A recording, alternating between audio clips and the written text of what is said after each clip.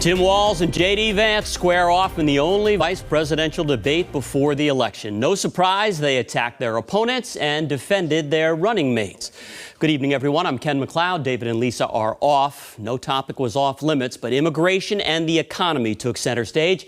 WBZ political analyst Jon Keller was watching, and he joins me live in the studio now.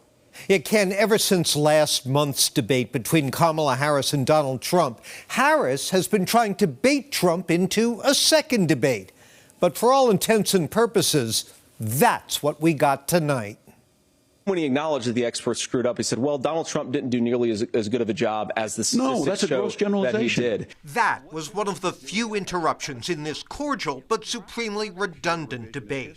Walz was flustered off the top but gathered steam. Vance was robotic at times but made his points lucidly. And yet, this debate will be remembered as 2-second bananas trying to peel the bark off each other's running mates on foreign affairs. The world saw it on that debate stage a few weeks ago. A nearly 80-year-old Donald Trump talking about crowd sizes is not what we need in this moment. That as much as Governor Walz just accused Donald Trump of being an agent of chaos, Donald Trump actually delivered stability in the world, and he did it by establishing effective deterrence. On immigration, Are the American citizens who have had their lives destroyed by Kamala Harris's open border. It is a disgrace, Tim. And I actually think, I agree with you. I think you want to solve this problem, but I don't think that Kamala Harris does. Donald Trump had 4 years. He had 4 years to do this. And he promised you, America, how easy it would be. I'll build you a big, beautiful wall, and Mexico will pay for it. Less than 2% of that wall got built, and Mexico didn't pay a dime. and most of all, on the economy. Economists can't be trusted. Science can't be trusted. National security folks can't be trusted. Look, if you're going to be president, you don't have all the answers. Donald Trump believes he does. My pro tip of the day is this. If you need heart surgery, listen to the people at the Mayo Clinic in Rochester, Minnesota, not Donald Trump. They were wrong about it. And for the first time in a generation, Donald Trump had the wisdom and the courage to say to that bipartisan consensus, we're not doing it anymore.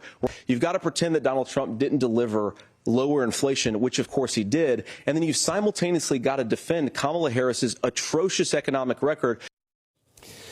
All right, Jon Keller is joining me now. I know 90 minutes, especially in this instance, is tough to boil down, but who do you think got the better of it? Well, Ken, look, when it comes to style points, by the way, I picked up saying look, because each man said that about a million times. Yes. Vance, I thought, gave a more crisp performance beginning to end. Slick is a good word to describe it. But it's been the strategy of the Harris campaign to make sure those swing voters who broke for Joe Biden 4 years ago are reminded of what they didn't like about Donald Trump, with the goal of overwhelming whatever negatives Trump can attach to Harris.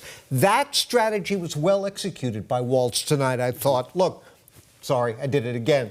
We'll find out whether the overall goal was achieved in about 5 weeks, give or take a few court challenges. Jon Keller, appreciate your input. Thanks.